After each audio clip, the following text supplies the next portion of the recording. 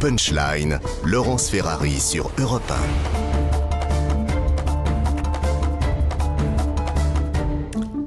On se retrouve sur Europe 1 et sur CNews dans Punchline avec Franz-Olivier Gisbert, journaliste écrivain, avec Julien Drey, fondateur du mouvement Réinventé. Emmanuel Macron va s'exprimer à 20h. On suivra cette intervention en direct sur nos deux antennes. Que peut-il annoncer aux Français? Et surtout, qui va arbitrer son quinquennat à l'Assemblée nationale? Est-ce la NUPES? Est-ce les Républicains, les LR? Ou est-ce le Rassemblement national? Marine Le Pen a fait son entrée en force aujourd'hui à l'Assemblée avec ses 89 députés. Gauthier Lebret était sur place avec Sacha Robin. Gauthier, le Rassemblement national veut devenir une force d'opposition crédible.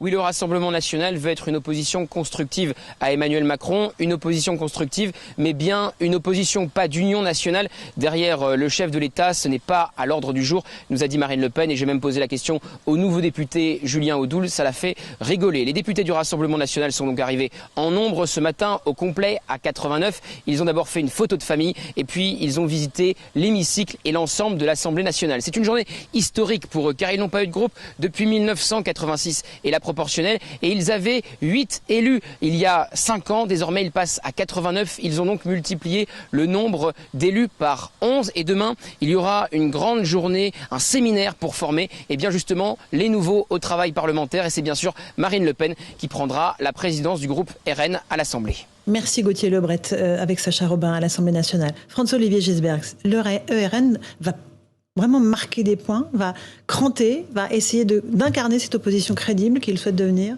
Avant la coupure, là, on disait, on était absolument d'accord sur un point, c'est que la force qui progresse, qui monte, c'est à l'évidence le RN. Alors, dès qu'on rentre dans les querelles de chiffres, vous avez tous les gens de la NUPES qui deviennent fous parce qu'ils sont un peu dans un monde virtuel. Un peu, il y a quelque chose, il y a certains rapports entre le Trumpisme d'ailleurs, Trump et Mélenchon, Trump aussi. C'est comment dire, des gens qui, d'ailleurs, ils ont l'impression qu'il est Premier ministre et qu'il a gagné les élections. Non.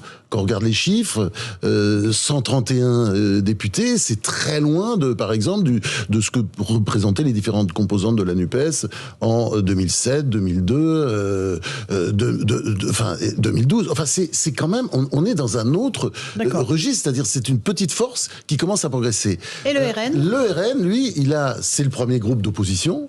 89 députés, la France Insoumise est derrière avec 79, elle a quand même 10 députés de moins, et on voit bien que on voit bien que la stratégie de Marine Le Pen, c'est une stratégie, régalienne, c'est-à-dire elle dit des choses, elle parle un peu comme un président, elle est dans la douceur, elle a pas du tout la stratégie des autres, et c'est effectivement une stratégie qui peut être payante à terme.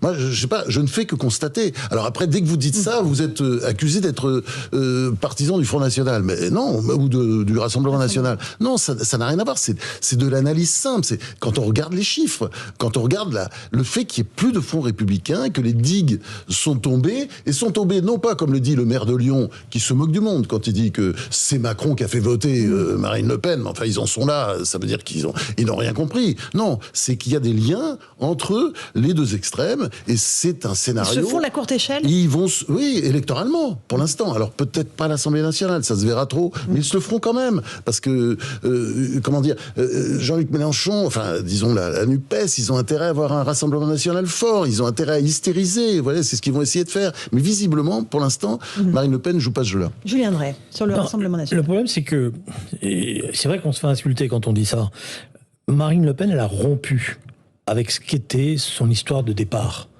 Et dans toute cette campagne, j'ai essayé d'ailleurs à plusieurs reprises de le dire, mais quand j'avais commencé à dire il n'y a pas de trait d'égalité entre Jean-Marie Le Pen et Marine Le Pen, toute une partie de la gauche m'avait dit ça y est, complicité, machin. Elle a démontré ça. Voilà, d'ailleurs. Et Éric Zemmour l'a parfaitement servi pour pouvoir faire cela. Maintenant, elle est dans une marche au pouvoir sous la forme d'une droite radicale dure qu'elle va essayer d'incarner. Et effectivement, pour ça, il ne faut pas qu'elle fasse peur. Il faut qu'elle rassure pour pouvoir progressivement ramasser tous les mécontents et être en fait, son schéma il est simple, c'est qu'elle pense qu'on va vers le désordre.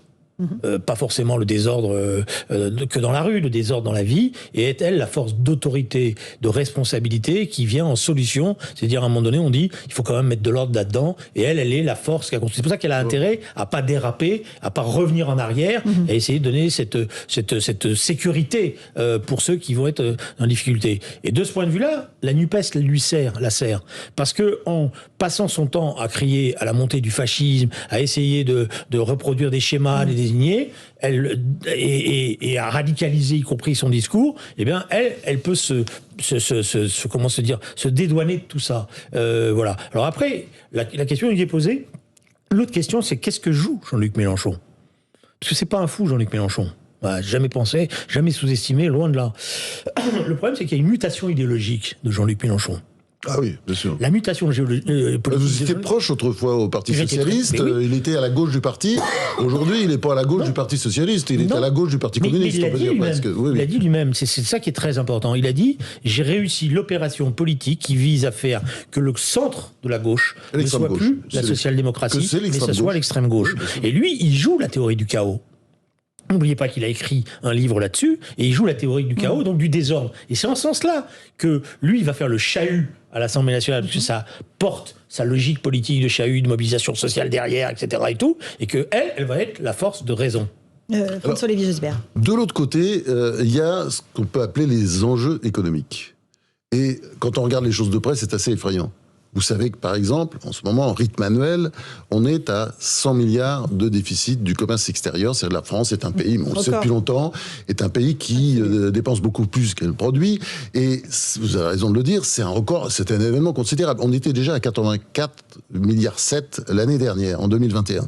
Et vous avez des pays à côté de chez nous, comme par exemple l'Allemagne, qui était à 170 milliards d'excédents du commerce extérieur. L'Italie, qui est soi-disant le mouton noir de l'Europe, qui est à 60 milliards d'excédents. Nous, on a ce déficit. Derrière, vous avez la récession qui va arriver forcément, c'est-à-dire avec l'augmentation des taux d'intérêt, qui est écrite, et ça va pas être seulement dans les prochains jours, ça sera aussi à la fin de l'année, vous verrez. Et puis surtout, la Banque centrale sera obligée avec la montée de l'inflation, qui est déjà qui est déjà relativement importante en France, c'est un peu plus, on s'approche des 5, mais regardez l'Allemagne qui est à 7, tout ça monte partout, et c'est le sujet. Et je pense que c'est là, disons, la limite des deux forces d'opposition, c'est-à-dire à un moment donné aussi, les Français vont et c'est peut-être le seul atout, à mes yeux, contrairement à Julien Drey, j'en vois pas beaucoup, mais c'est le seul atout de Macron. À un moment donné, les gens vont avoir peur. Et c'est plus seulement le pouvoir d'achat, c'est par exemple un jour, si vous avez une attaque des marchés contre la France,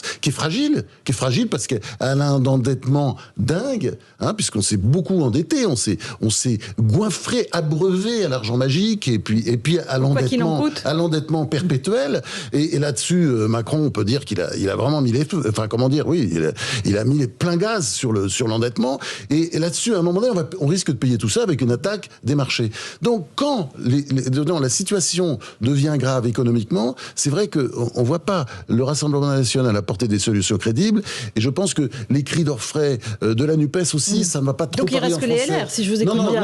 Les LR, non, il reste aussi Macron. Dans ce cas-là, les gens vont se retourner aussi vers lui en cherchant des solutions, et ça, c'est une échéance qui peut arriver d'ici 6 mois. C'est peut-être aussi la carte que joue faire attention, parce Édouard Philippe, on va l'écouter dans un instant. Allez-y, Julien. Non, sur honnêtement faire attention, parce qu'aujourd'hui, nos partenaires, ils n'ont pas intérêt à ce que la France elle soit déstabilisée. Donc, ils seront prêts à faire encore des chèques pour faire que la France ne soit pas déstabilisée. Parce qu'ils ont bien compris que si la France est déstabilisée, c'est tout le dispositif européen. L'Allemagne, bien sûr, elle va payer comme d'habitude, mais elle paye depuis longtemps, et à un moment donné, elle peut dire non, on arrête de payer. On a aussi beaucoup payé pour la réunification, donc vous connaissez la discussion là-dessus. Oui, bien sûr. Bon, donc moi, je ne crois pas qu'il y aura une attaque des marchés financiers suscitée par la Banque centrale européenne, etc. Ah non, ça ne sera pas suscité par l'Europe, ça sera suscité par l'extérieur. Oui, rappelez-vous la Grèce. D'accord, mais ça venait des États-Unis et de partout.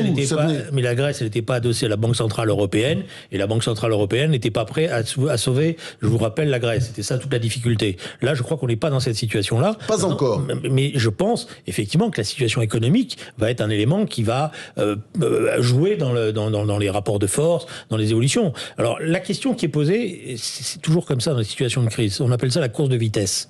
La course de vitesse est engagée entre soit la force d'ordre que représente Marine Le Pen, soit une alternative politique qui peut se créer dans les semaines à venir et qui soit une alternative qui marginalise la NUPES sur son côté d'extrême gauche et montre qu'il y a le Rassemblement national de l'autre côté.